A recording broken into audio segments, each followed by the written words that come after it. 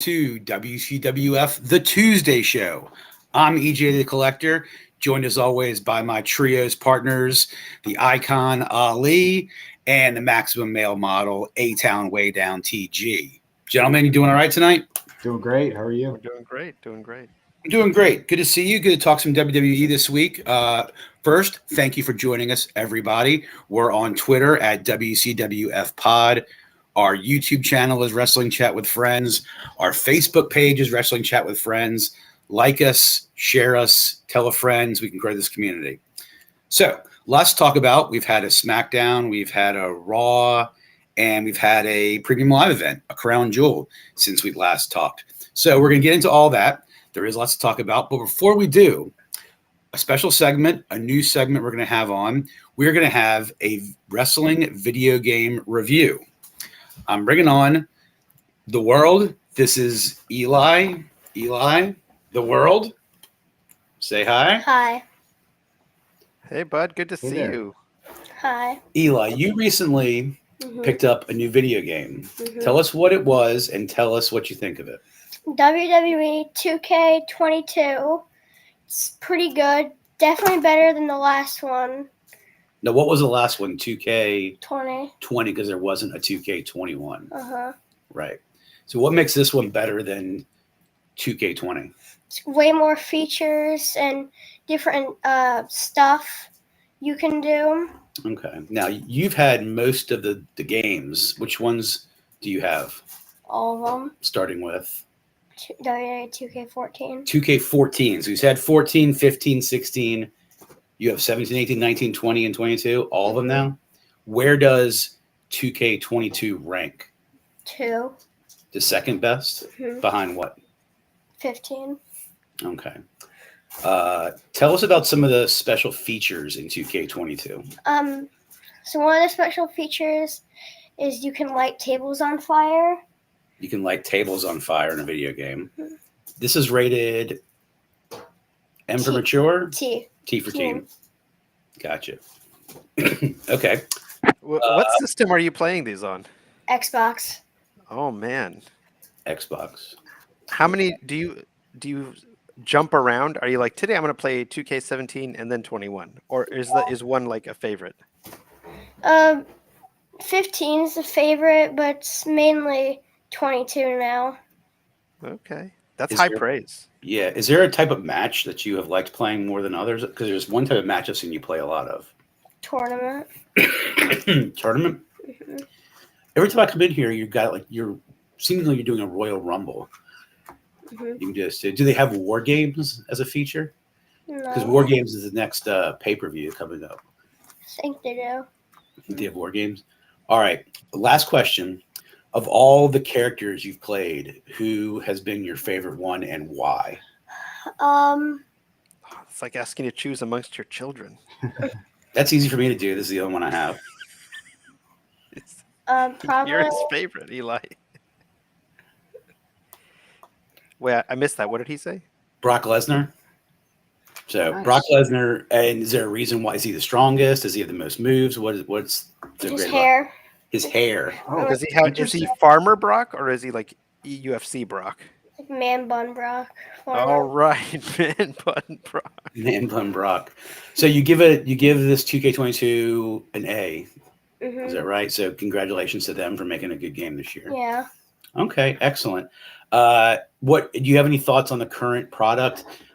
We talked about you a few weeks ago when Bray started doing some really weird QR codes and things. Are you still frightened by it, or have now that he's back, are you enjoying it? Enjoying it. You're enjoying it. Okay. Any other final wrestling thoughts before go or questions from the? Important question, Eli. Are you going to buy the AEW video game? Ooh, interesting. Maybe could be a Hanukkah. Yes. Hypothetically, Yeah. if you did get the AEW video game, who do you think your favorite to play in that game with? You don't know all. CM Punk. Ooh, CM Punk. Controversial I like it. choice these days. I like it. That's why 15 is the best game, because the only one that has CM Punk. Oh, I love it. I love it. Yeah. All right. Well, Eli, we'll make this a a semi-regular spot once you accumulate the AEW game. I'll have you back on and talk about it. Okay. All right. Say thanks to Ali and Tom. Thank you.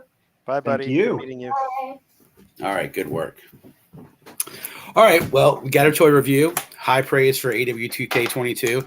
It was a Christmas gift from my wife's mother, his grandma, that he had to have before Christmas. So he went over there and asked for it. So I'm sure she will make it up now.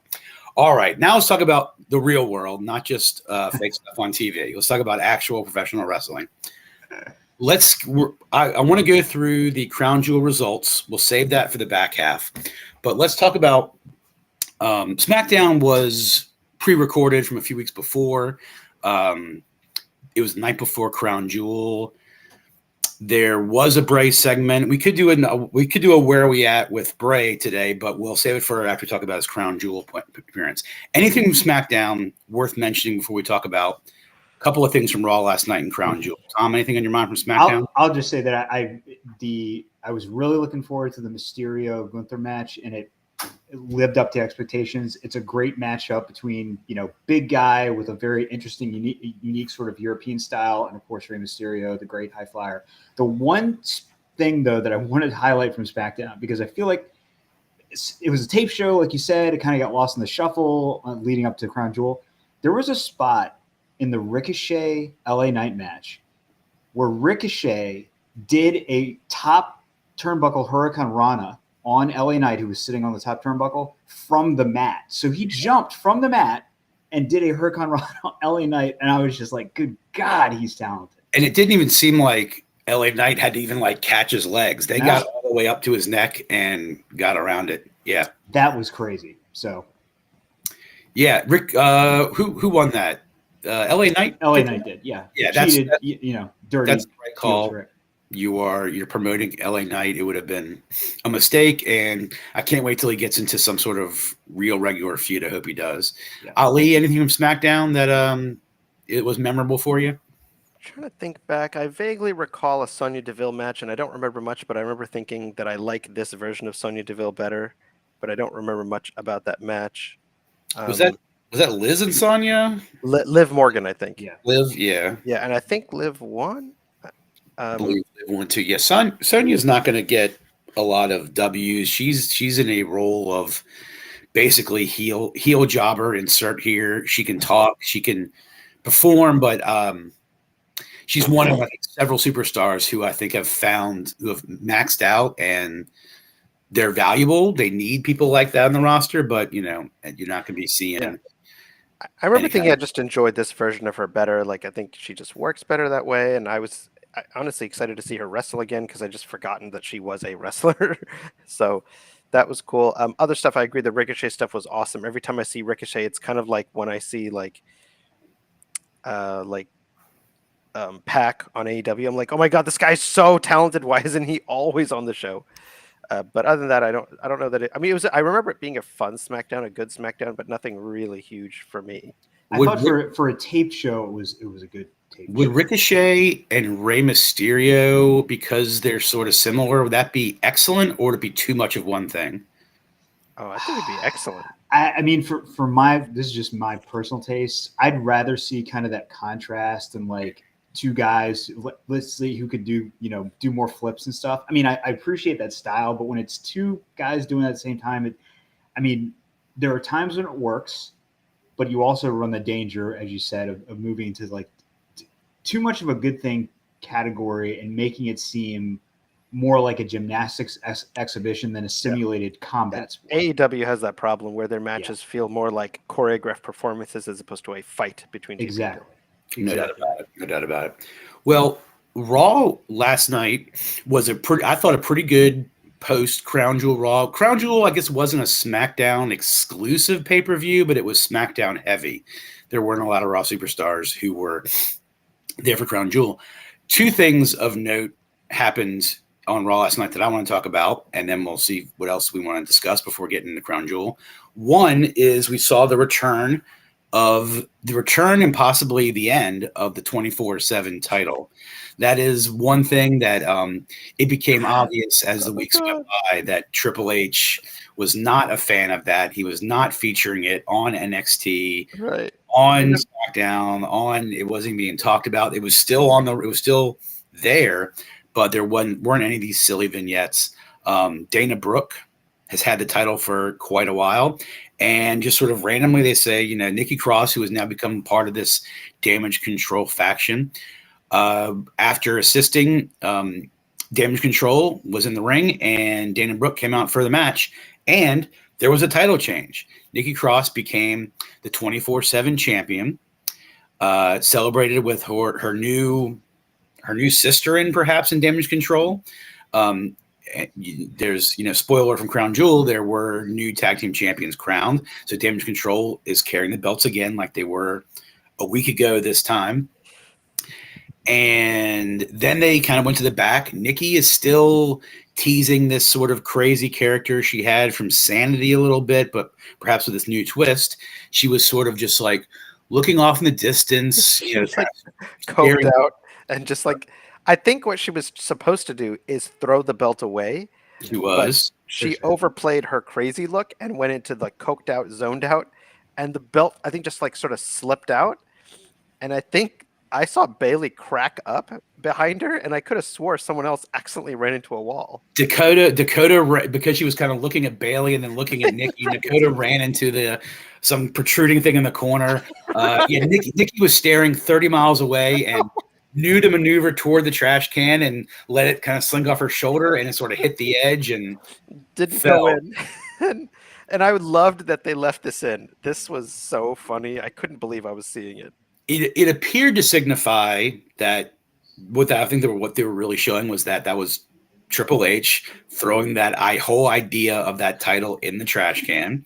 Tom, do you agree with getting rid of it? Does it need to be replaced with something? And Nikki, I think, had that title a few. I mean, friggin' everybody had probably had that title at least once. But what do we think of there being one less title in the way it sort of was ceremoniously Medusa into a trash can? I was fine with the decision. I do think you can make a case for why it makes sense for that title or another title like it to exist.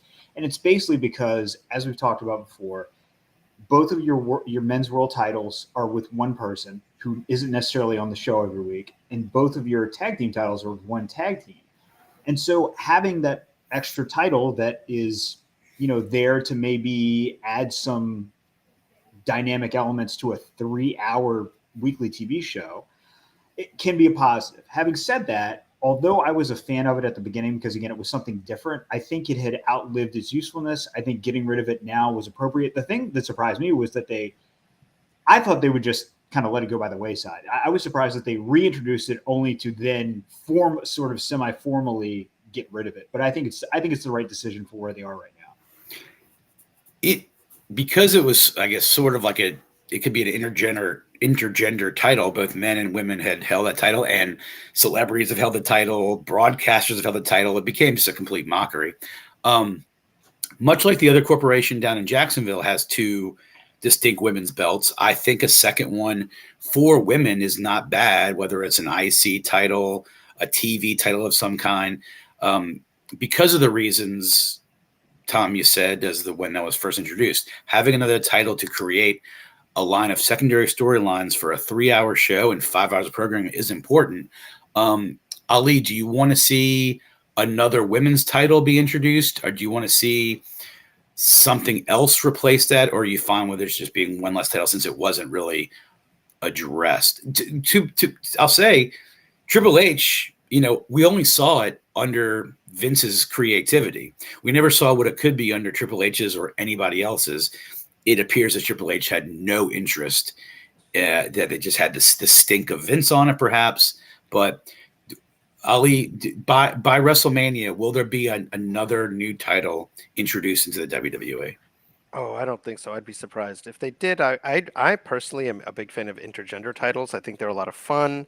I think they give a chance to have tag matches that are sort of interesting.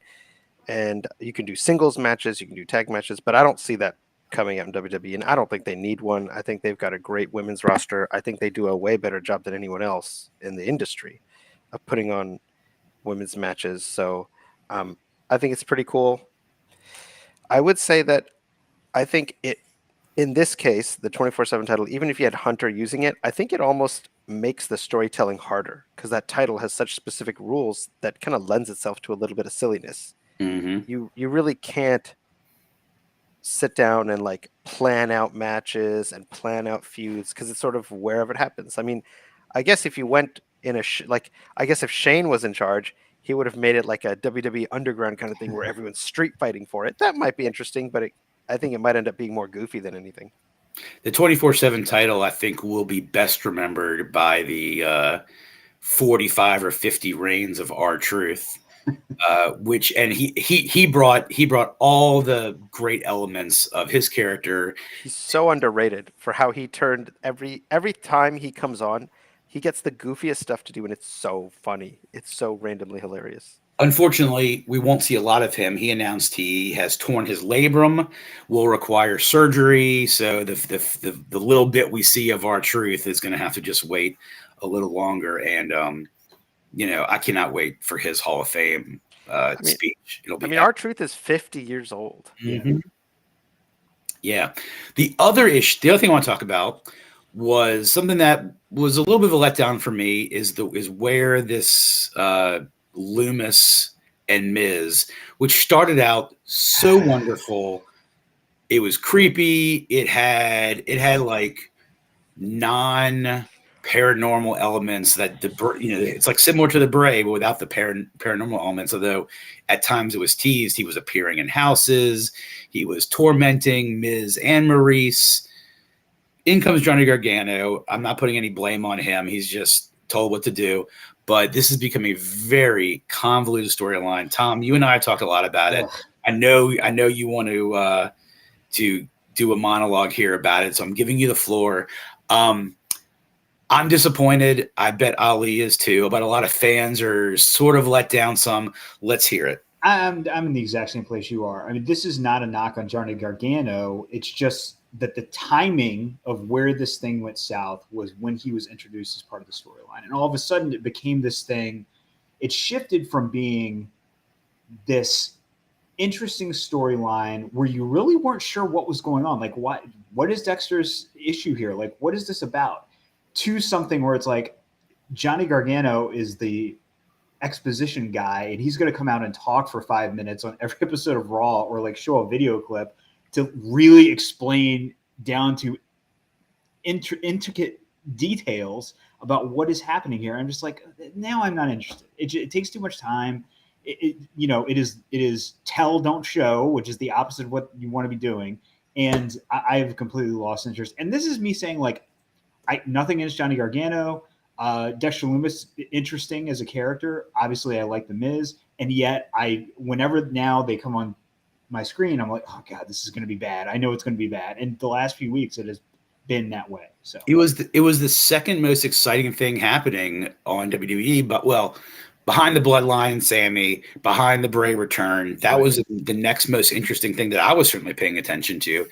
And again, I think the week when Gargano was walking down the back and he saw Loomis cradling Miz and he stops and turns around and it's just Miz. I think that was like the last like maybe good moment. Whatever they've done since then, and especially the last 2 weeks, they've just sort of dropped the ball.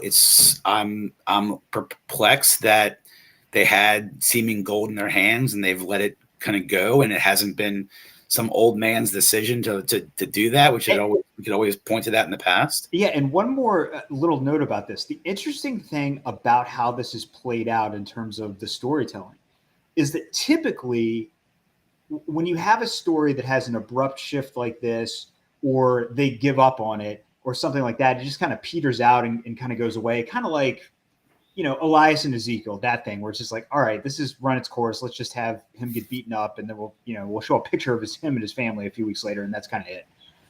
This is a weird one because since it has taken this turn, they have like tripled down in terms of production values and stuff and time investment in this, which is very odd for WWE. Even pre-Triple H, it's odd. And now it's even more odd with him at the controls. So I'm just wondering, like, do they think they're going to be able to salvage this by giving it more and more time and just more and more, like a 60 minutes pretend show and like that kind of production values?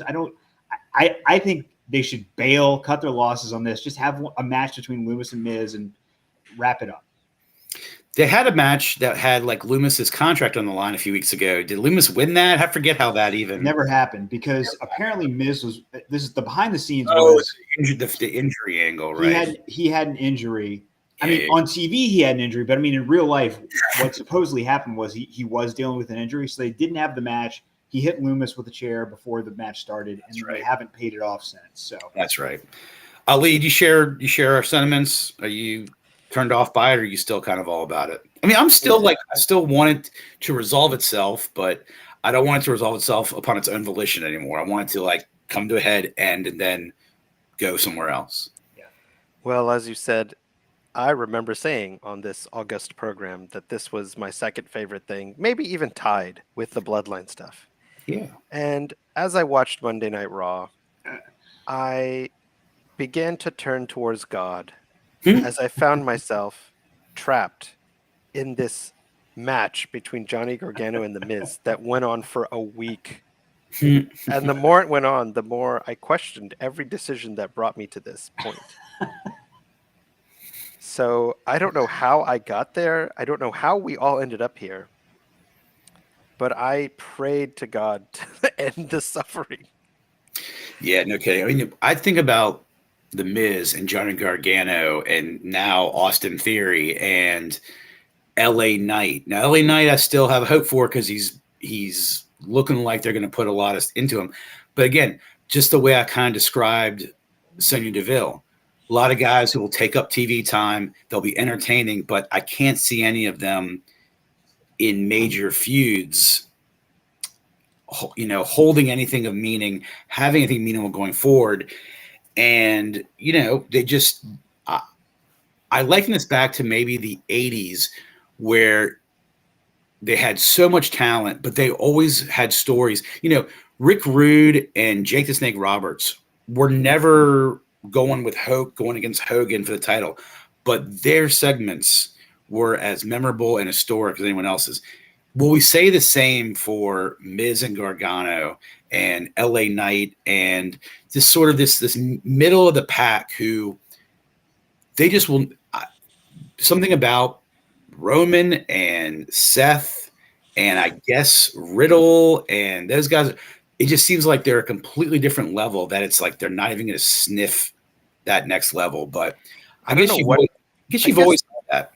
Yeah, I guess The Miz, I think, is misplaced here because you need a feud for Johnny, right? And so you need a heel, and they stuck it with The Miz, and maybe on paper it made sense, but he's not like, he's kind of in the Dolph Ziggler role, right? You just need a really good heel for the babyface to play off of and win. But that's never been Miz. Miz is kind of like in this mid-card vortex where he pulls everyone down, and the Johnny Gargano just comes out of this looking sillier. Yeah. I disagree with that a little bit. I think The Miz is a great heel, but I do think structurally in the story there is sort of a casting problem.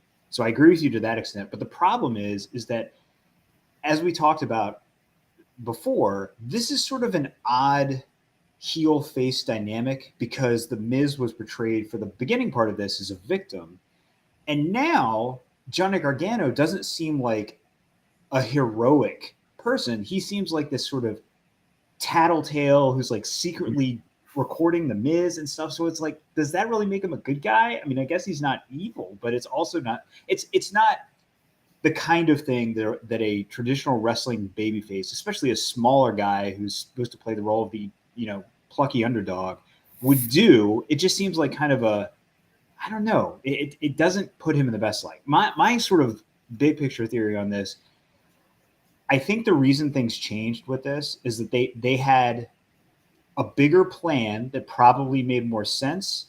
And then when Ciampa got hurt, they had to like improvise and move pieces around. And they were like, we need, like you said, Ali, we need something for Gargano to do. And it was supposed to kind of play out this way, but now Ciampa's out. So we have to, manipulate this. Gargano and Ciampa are just forever going to be linked together. The best when they're together as a tag team or feuding with one another. Their sort of ropes have always been tied to each other. And so when one's out, you definitely feel it. Ciampa was somewhat directionless when Gargano wasn't with the company. Gargano is back. Champ is now hurt. It's sort of bad timing now, but those two are forever linked. All right, let's get to Crown Jewel. Took place on Saturday. This is their biannual trip to Saudi Arabia, where they put on shows that they try to rival the grandioseness of their biggest domestic pay-per-views for the audience there. We're going to go through the card. I kind of want your thoughts. If you have a grade you want to give it, please do. The stadium was really large and the stage was huge, which makes impressive entrances even more impressive. And I think rightfully so, they gave the crowd Lashley and Lesnar to kick it off, get the crowd kind of hyped. Lashley's entrance in that arena was even more impressive and bigger when he's coming out there. These two have been, like I said, dancing around and toward each other for a while. They did meet when Lashley was champion, but this is a feud that we have, always wanted to see these two go multiple months, and it seems like we might just get that. Ali, did it live up to the hype for you? Oh, you're on mute. Man, you guys missed the bomb I just dropped. I liked it a lot, and I'm going to say something that's going to sound like an insult, but it's not. It kind of reminded me of the Brock Goldberg match, the longer one that they had, in that it was like exactly as long as it needed to be, and it had some interesting twists and turns. I thought the ending was actually really interesting. I mean, part of it was like, why wouldn't Bobby Lashley let go for a little bit, instead of losing? But it wasn't terrible. I enjoyed it. TG, do you think it was a botched ending? I don't think I wouldn't call it a botch. I just think, it's the Survivor Series 96 Austin Brett ending, but with two guys who, while in some respects are far superior to those guys, are not as skilled as professional wrestlers. I just think it was the kind of move that Brett would make look perfect and Austin would make look perfect, and Brock and Bobby just aren't those kinds of guys. I was fine with it. I think the only thing coming out of it, and I'm still not entirely sure after Raw, is what Bobby's character alignment is at this point. Is he is he a tweener? Is he going to go full heel? Unclear, but I think that'll kind of dictate his trajectory, obviously, for the rest of this year, probably, maybe even into WrestleMania. He attacked Lesnar post-match. On Raw, he answered Seth Rollins' open challenge, and then also had a hand in denying Theory, who we didn't talk about it. Theory attempted to cash in the United States title on the murdered Mustafa Ali on an open title challenge, and with Lashley's help, he almost pinned Rollins, but in the end, Rollins curb stomped him, pinned him. Theory is no longer Mr. Money in the Bank. Triple H wants to reboot that for WrestleMania, so this is one way to do it. But these two, Lashley and Lesnar, are going to have a second match at, I'm sure, Survivor Series. I'm guessing they'll both compete in the Royal Rumble, but this feels like if they can play it out and they can stay healthy, the rubber match will be a big WrestleMania blow-off, which is where two guys of this caliber should have their blow-off match. Agreed? I'm all for it. Yeah. Okay. So I'll give Lashley and Lesnar. That was a B. It was fine. I've been saying for weeks that I like that Lesnar's in a non-title feud. And Lesnar's even someone that, he's not going to do another round with Roman. Maybe he'll challenge at some point whoever dethrones Roman, but I doubt Brock will be the first one. Brock might have seen his last world title. Who knows? He's definitely getting up there in years too, and probably doesn't want to go full time for much longer. But this feud with Lashley, I'm all about. So Bliss and Asuka win the titles on Raw a week ago today. A rematch was announced for Crown Jewel, and we saw the titles change hands again. I don't mind titles changing hands. I don't even mind them changing hands this fast, but explain it to me. Tom, why did this happen, and who's better with the titles right now? Yeah, we talked about this a little last week. I think that they wanted – here, just hypothesis here. they wanted to have at least one title change on this card because they wanted it to be a really good show for this very high profile event. I don't think it makes sense from a storyline standpoint. As we've talked about, like Damage Control feels like are they ascendant or are they not? Are they kind of falling back into the mid card, or are they supposed to be pushed as like the premier female faction? And they toggle back and forth almost on a weekly basis. So I think it was they wanted to have a title change for this crowd is the reason why. But I think much in the same way that not winning that tournament hurt Damage Control initially, momentum wise, I think this kind of fit back and forth also leaves things a little muddier than they should be. Yeah, the tag team titles, I think will probably take a little bit of a back seat over the next few weeks as these teams are assembled for Survivor Series and War Games. Ali, who do you needs to be added to this Bianca, Asuka, Alexa, Dakota, Io, Bailey? Seemingly Nikki Cross will probably be in Damage Control. Who do the good girls counter with and bring in for this War Games match? Who do you want to see? You want to see someone return? Do you want to see someone who's a regular on the roster join them? Are they going to be 5-on-5, 4-on-4? I guess we're going to have 5-on-5. Yeah, so I think what's really complicating all this, and I think this is what's messing it up, because you've got so much talent, and yet it seems like they're aimless. And I think they are aimless because I think they're trying to find when Naomi and Sasha Banks come back. And I don't know what's holding that up. I don't know what the complication is, but I feel like that's why we're sort of spinning on this. But I do think that you definitely can tell a fun, compelling story just with the people you have. Mm-hmm. And it's kind of frustrating to see that it's not really happening. But I am enjoying the matches and stuff. I do think that Bianca needs a little bit of a gimmick refresh, not a gimmick change, but maybe a slightly different edge. Although she's strong right now, but I could see in the next few months she needs to do that. I agree. My vote would be, like I said, if you're going to get Sasha and Naomi on that team, you would need Nikki Cross and one other, fine. If that's not going to work out, we talked about her last week, bring Doudrop back in. She's got history with Nikki. I could see her working as a heel with Damage Control or as a face. I think she's talented. So if you're not going to, really hit a grand slam and have those women returning, then bring in Doudrop. It'll probably be someone from NXT also. But the tag team division, the women's division is strong in WWE, so it'll just keep on going. I will say I didn't like the neck to foot coverings, but that was WWE's decision to do that for the Saudi Arabia crowd. But it's noticeable. All right, noticeable, but also like you're wearing these skin tight outfits. To me, it kind of felt extra sexualized. I don't know. I was just like, how is this less sexual? If someone had gone to business for themselves and say after the match had not revealed themselves, but like maybe took a button and revealed a neck, would WWE have fired them? I don't think the problem would be WWE. I think the problem would be local authorities. I think that's what you're running into. I think they absolutely would be furious about it, but yeah. But I mean, hey, I think it's great that they're performing there. That's a huge change just from a few years ago. Yes, no doubt about it. All right, moving on. Two men who came out in their underpants. Quite a different change. Karrion Kross and Drew McIntyre. These guys have had a pretty banging feud for a few months, and they met in a cage match. I guess this is like a rubber match. Kross has had a lot of success against Drew until Saturday.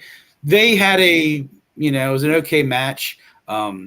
It was basically a draw as Drew was climbing out of the ring or attempted to leave the ring. Scarlett spit some mist in his eyes. He retreated back.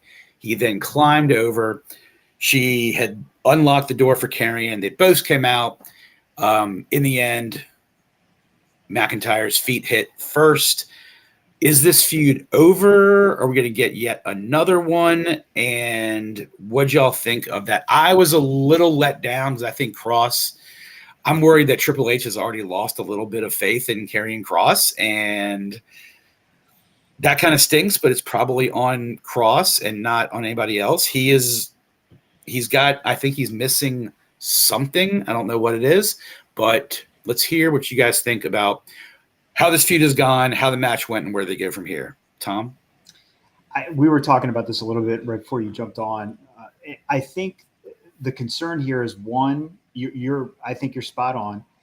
This feels like Karrion Kross is slowly but surely sliding down the card.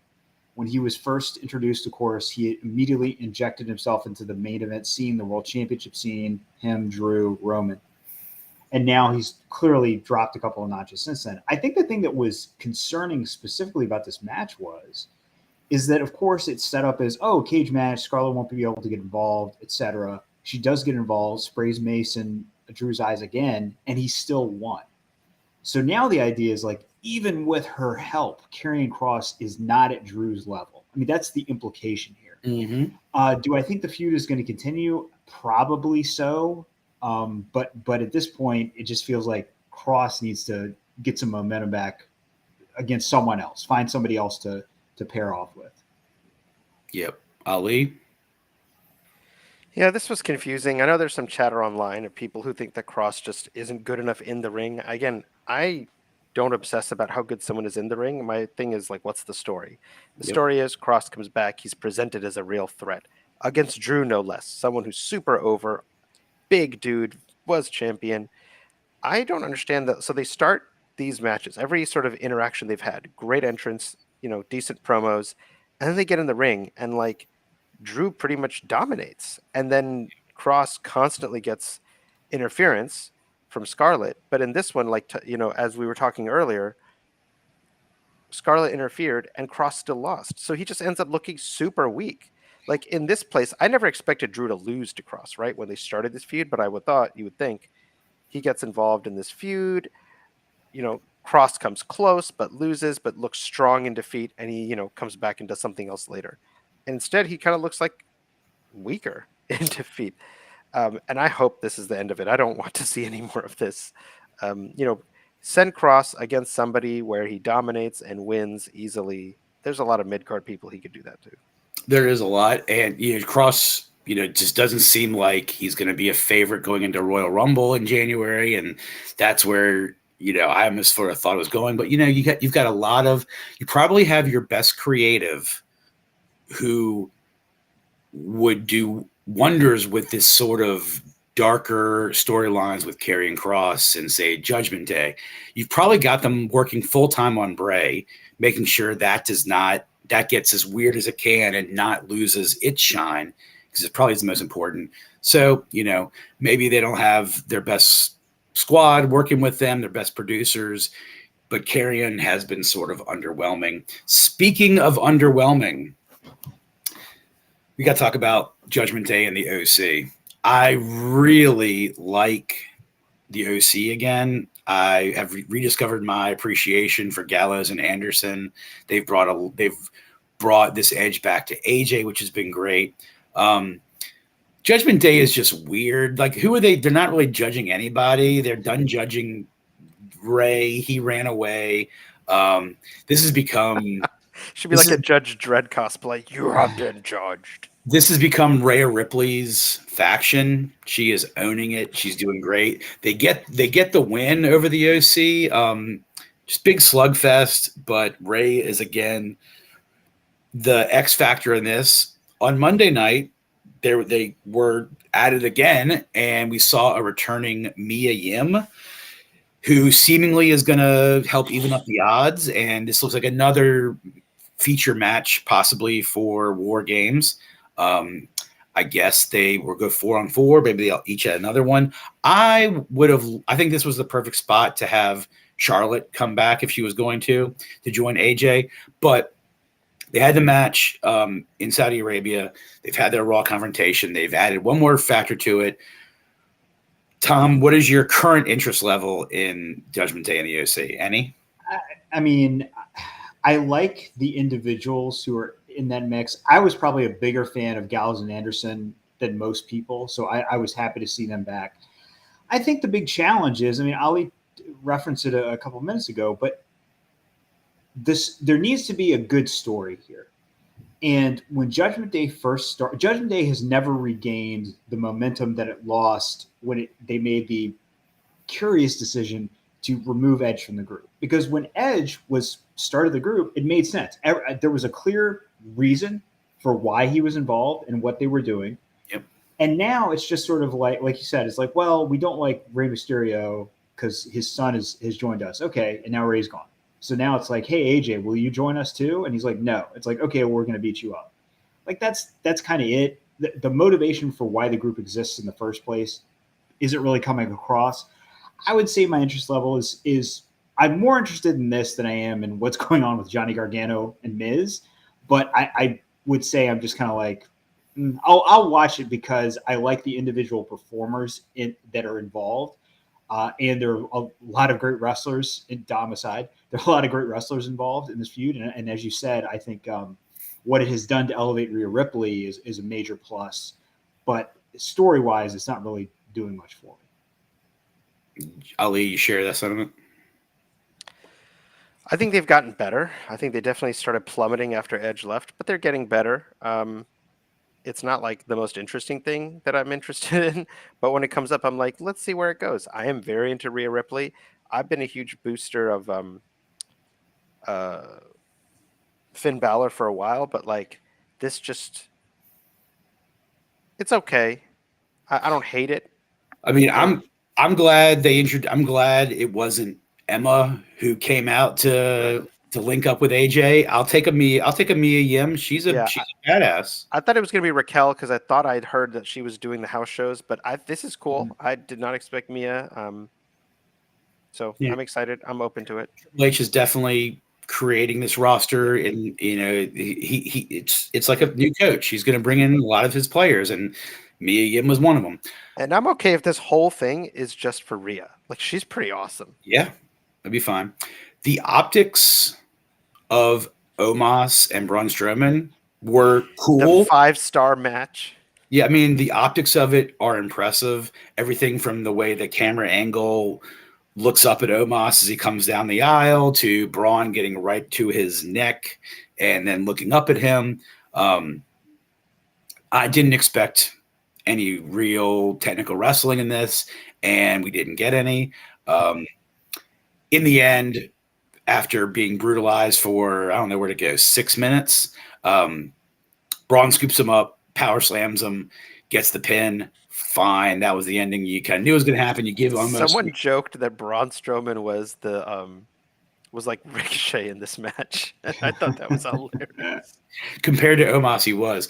Other than just impressive optics, I can't. These two just ought to keep on having these matches because I don't think they're going to do much for anybody else.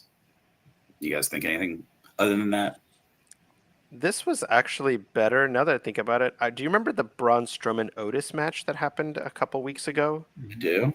And I was so excited about that because I love Otis and he is a legit great wrestler. That match sucked.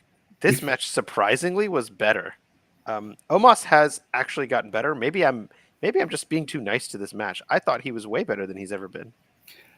I think this is a great example of expectations could not have been lower. And so the fact that they were that low meant it was an easy hurdle to go over.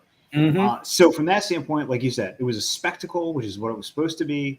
It did what it needed to do. It was short. The power slam spot is impressive just because of the sheer size of Omos. The fact that Braun Strowman is strong enough to do that is impressive.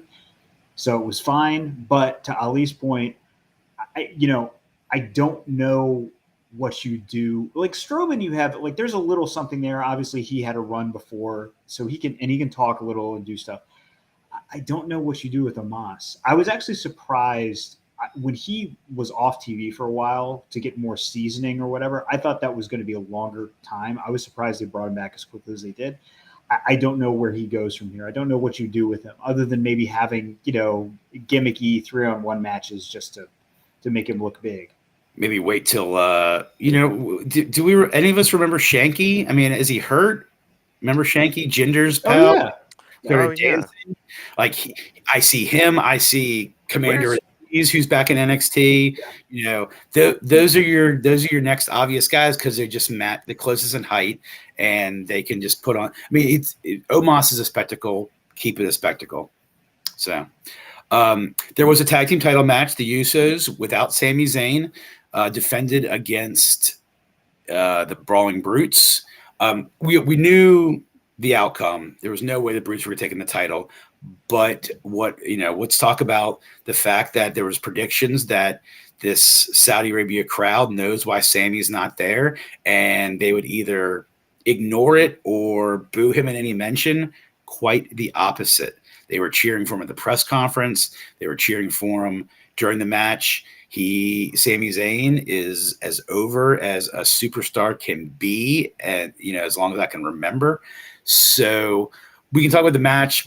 Is there anything memorable other than the Sami chance and the fact that the Bloodline is now, one defense away from setting the record? I mean, for me, I thought it was a fine match. I think both teams are very capable in the ring. Kayfabe's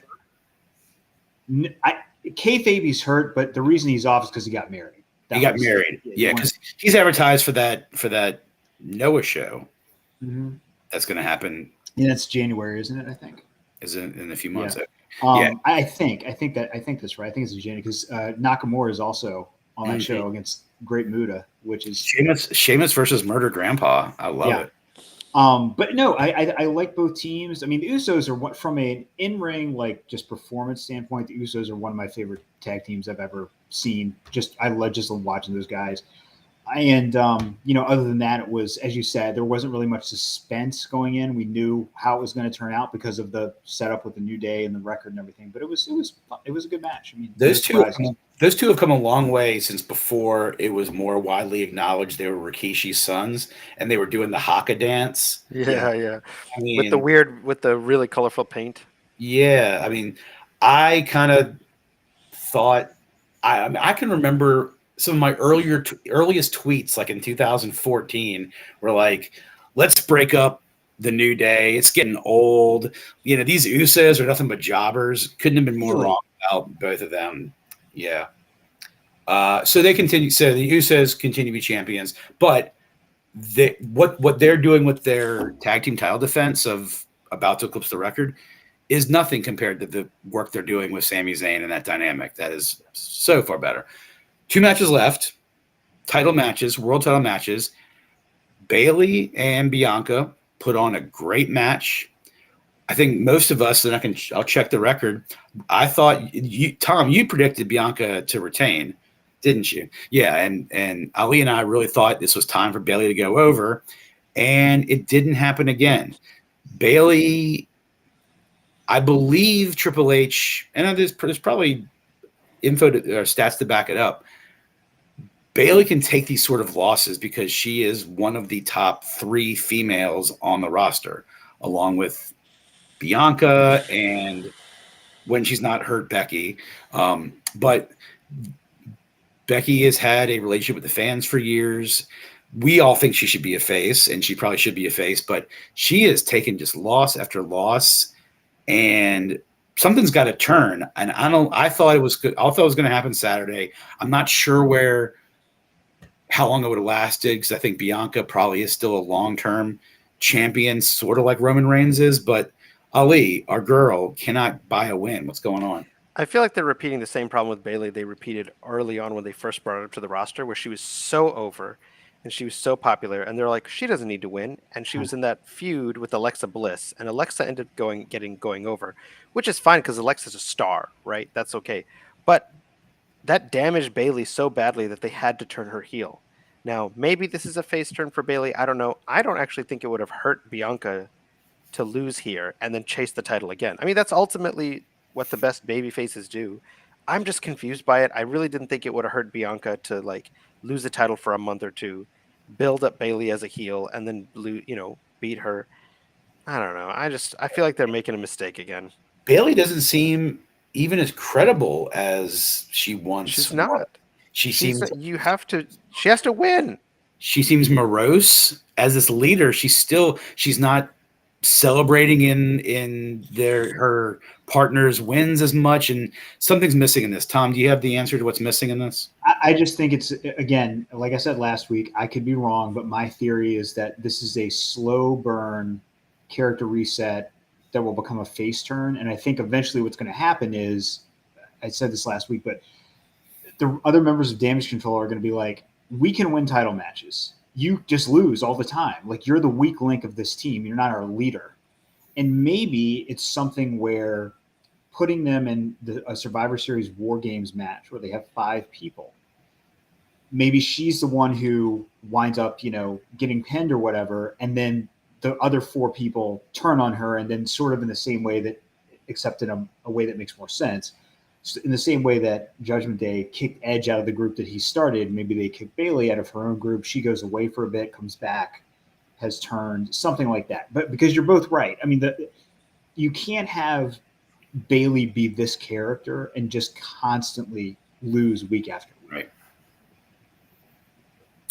Well, it's all she's been doing. But her as a babyface, if Bianca's a babyface, if unless Bayley finds a tag team partner, she's going to find herself sort of in this mid card status. But she could always go to SmackDown. I guess I've been saying it for a while. I think there's still going to be a draft at some point, or a reset. All right, main event time. We've saved among the best for last. Roman and Logan Paul, this non-canon pay-per-view for this YouTube star who is probably as big in Saudi Arabia as he is in America. Roman Reigns doing the best work in probably 20 years by a champion. Logan Paul can go. We knew that too. We knew he's a natural athlete. And like the Usos, we knew this was not going to result in a title change. Ali, were you less impressed as you expected to be, or more impressed with Logan Paul?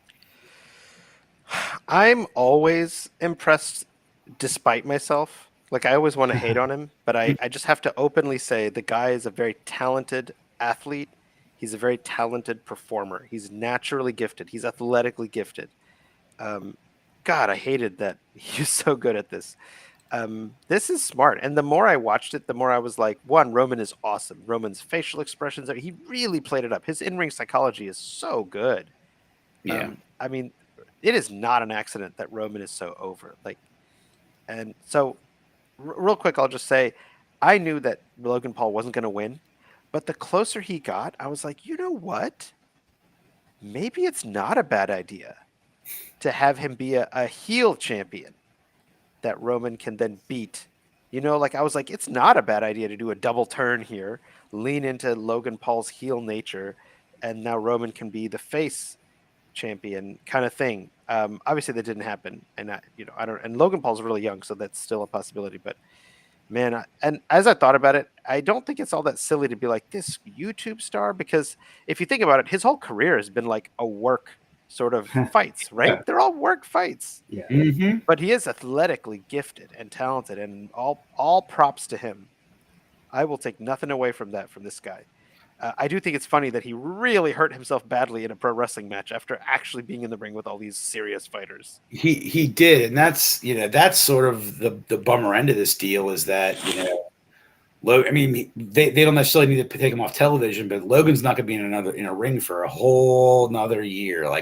It didn't expect that, and after a year from now, who knows what his interest level will be, or WWE's interest level will be. But man, he may have just missed his calling, because if he had started this at 17 or right out of high school, he could. I mean, he looks like a natural He's definitely an entertainer. He's definitely an athlete, and that's what WWE is, a sports entertainment. Tom, thoughts on Logan Paul, thoughts on Roman Reigns, thoughts on the match? I think it was a terrific match. It exceeded my expectations, and I don't hate Logan Paul. I think in the same way that that Ali's talking about. I'm frustrated because I don't like that they are presenting him as a face. He's obviously, just so obviously heel, but they present him as a face because I'm sure part of the deal is, they want to protect his brand, et cetera, et cetera.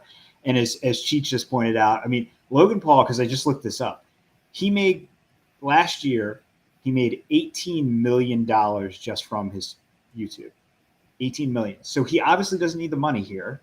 I mean, WWE is not paying. There are no wrestlers that are full-time active wrestlers that are getting $18 million in WWE. Not even Roman. I don't even think Roman Reigns, even with merch, makes that.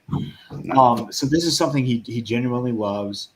I think that it checks every box in terms of this match and the feud, in terms of it brings more eyeballs to WWE. I mean, they just announced that this is the most successful international premium live event that they've had so far. It beat all the previous Saudi shows. It beat Clash of the Castle just a couple of months back. And I think that part of that credit, a good chunk of it, goes to Logan Paul. It's interesting with Logan Paul because the way I think about him is, it's funny because you hear about some performers and you say, he's somebody that you love to hate, like an MJF type. And Logan Paul is a guy that you hate to love, but he's so good and such a natural that he compels you to be like, I gotta give it up for him. I gotta give him respect because he is really, really good at this. And has it been confirmed that he has a torn ACL? Do we know that? Because I know that was a question. I have not seen a torn ACL confirmed. MCL, meniscus. Yeah. The last was this possible ACL. I have not seen any further updates either through Fightful or your regular dirt sheets as to an update on. If it's the key difference here is if it's an ACL, you're not going to see him for the better part of a year, like you said. If it's a meniscus and MCL, he could conceivably be back, certainly by WrestleMania. I mean, depending on his rehab. I would imagine that a guy his age with his athletic ability is going to rehab faster than most people who tear an MCL. So, hopefully he'll be able to come back sooner rather than later. But yeah, I mean, he's, every match so far has exceeded expectations I had going in for him as a sort of celebrity worker. In standard Gen Z fashion, he also had his phone in his hand for a good part of that bout, including his table spot where he was like on Instagram Live while he was executing that move, and the video of it's pretty sweet. Yeah, I like Logan Paul in the fact that he has a natural ability and he has sort of like embraced this culture. And I say like he missed his calling because if he had like he's obviously a multimillionaire and whatever calling he's currently doing has worked too. But if he had that wrestling bug and had been signed by the Performance Center 6 years ago and had instead of having a month and a half with HBK, like who knows where he would be. I mean, but he's doing frog splashes and swan tons and whatever else he's doing as just like, I mean, he looks like he could be in the ring with Montez Ford or anybody else and go, and his brother came out too. That, I mean, seriously, talk about a tag team that would be top level, but they're making a ton of money. Why would they want to go on the road and start playing Poughkeepsie on a Sunday matinee show? They don't need to do that. It was overall a fun show. We're going to close it out, guys. What are you looking forward in the next week or 2 weeks from your WWE product, Tom? I would like to see where they're going to go with Bray Wyatt because I think they were in a bit of a holding pattern prior to Crown Jewel. It was the hottest thing in wrestling in terms of intrigue, so they had to put him on TV, and they have done that. But now I feel like with Survivor Series coming up, this is going to be the fork in the road where they either say, okay, now we're going to put him in a feud, and this is going to kind of, move the ball down the field, or if we see like this week, they're still kind of keeping him in a holding pattern and just doing sort of self promos, then like we talked about in the group chat, I mean, at that point, you're like, is he going to wrestle this year? Like, what is the long-term plan? So I'm really interested to see where they go with that on SmackDown. Yeah, I mean, I don't know if they're going to reveal. I mean, this Uncle Howdy, this guy who he's been interacting with, I don't know if he's ever going to appear in person, if he's just going to keep teasing with these videos. Will Mask's Figures jump Bray and force him to a physical role, or will they just tease out this mind F we're seeing week after week? Any and all of it could work, but kind of like you, I'd like to see a next evolution of some confrontation or just announcement of what Uncle Howdy's intentions are, if there are any, and what this, I mean, Uncle Howdy's saying that Bray's going to do something terrible. So we'll see if Bray embraces it, fights it, whatever. Ali, what in the next week or two are you kind of most eager to see happen in WWE? Something that we would want to open the show with next week and talk about. I think some fresh storylines. I think some of these storylines are just they're done, and it's time to do it. So I want to see Drew do something big and exciting. I wouldn't mind seeing him go back after the title. I want to see, I would love to see Bobby Lashley and the Hurt Business getting back together. That's what I saw. That's what I thought of when I saw Cedric Alexander and Shelton Benjamin losing. I was like, oh, okay, maybe this is the Hurt Business again. Bobby Lashley turning heel. I would love to see that. I think Lashley has one more great title run in him, or at least a couple more years of just really great heel work. So some new stories. Do you think Kevin Owens gets a storyline before he's inserted into this Sammy breakup with the bloodline? We think it's going to happen down the road where he's the tag team partner, or do you think he's just going to sort of be on the sidelines until then? I don't know why. I don't know where he was. He hasn't been around, but I want KO in a main event picture. Like, if he let the Judgment Day judge him next, fine. But I think Kevin should sort of stay in the Sami Zayn bloodline sort of orbit, because I think, putting this maybe the second most dynamic talker performer and Sammy's best friend into that is going to make it even better. What do you think? Well, I just real quick thing about Kevin Owens. One of the things that apparently is the kind of driving what they're doing with him or what they're not doing is they had a plan mapped out involving Kevin Owens, and they held off on it because the Sami Zayn stuff is so white hot that they're like, this is a once in a decade type thing. We need to let this play out and just press pause on Kevin Owens for a while.